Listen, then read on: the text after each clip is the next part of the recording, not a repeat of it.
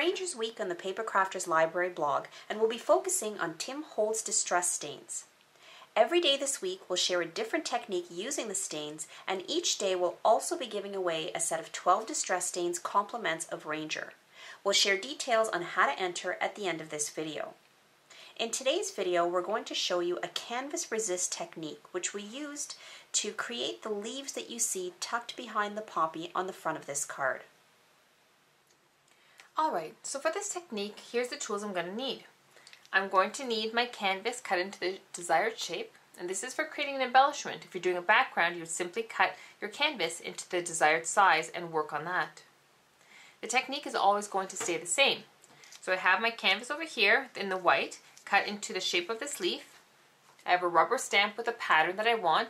You're going to need whatever pattern or design you want for your canvas in a rubber stamp or your regular acrylic, it doesn't matter. You're going to need a Versamark pad, some white embossing powder, and a heat tool, and some distress stains. Okay, so let's get started over here. I'm going to take my dotted stamp over here by Stampin' Up, and I'm just going to ink it up with some of my Versamark pad. Okay, so it's well inked up. And I'm going to work section by section, so I'm going to work on this set of leaves over here first, and then just stamp down. I really want to make sure I get all those dots on there, so I'm pushing kind of hard. Bit of an overkill, but better more than less. Okay, so now I can go and sprinkle this with a bit of my embossing powder. And you can see how it's kind of picking up the little dots over there. Then just tap it off. And then you're going to heat it up. And just heat this until it's fully melted, and then you can continue on. It's just like your normal embossing.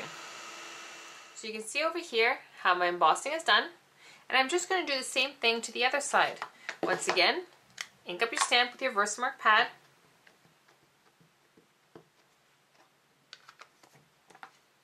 Take your design and stamp it down on to the area that you're working on. Press down firmly. Sprinkle with your embossing powder, and then melt again.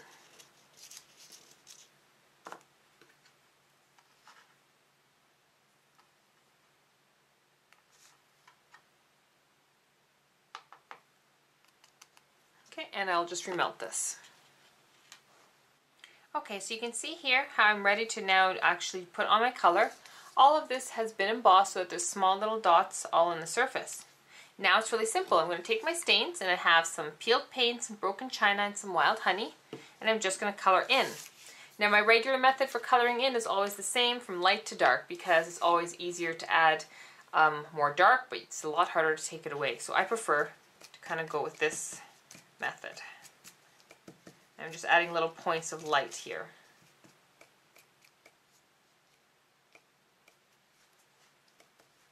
Okay. Now I'm going to come in with a little bit of my broken china, and I'm going to kind of blend that in. Makes a really pretty kind of green.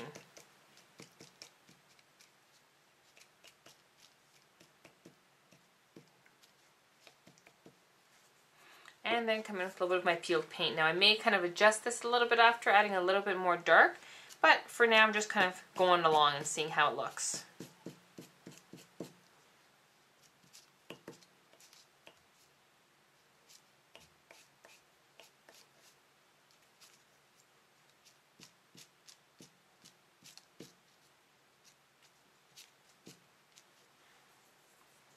Okay, so it kind of has a neat little look to it.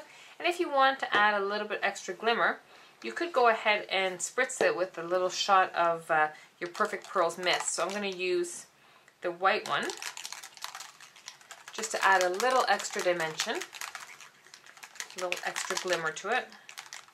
So mix it up and give it a couple shots. Now the fun thing is that the embossed area is going to totally resist any of the color, and it's just going to have a nice color in between, so I can create that pattern, and it looks so unique. It looks a lot of fun, and I have preserved the white coming through, so it's a way to have bright color and design.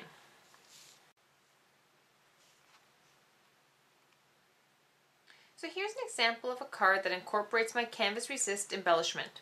For the background of my card, I've used another resist technique, but this time using distress inks.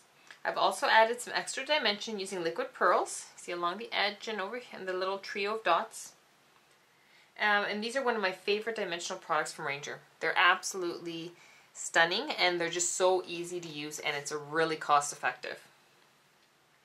A video on how to create this card from start to finish is available to our Paper Crafter Library members. To enter to win this set of 12 distress stains, visit the Paper Crafters Library blog and leave a comment in the post you see here. If you are watching this video from somewhere other than our blog, you'll find a direct link to this post in the video description section. While you're there, we invite you to check out the benefits of becoming a Paper Crafter Library member by clicking on the Benefits of Membership link at the top of our blog. All 5 winners will be announced on Monday, April 16th.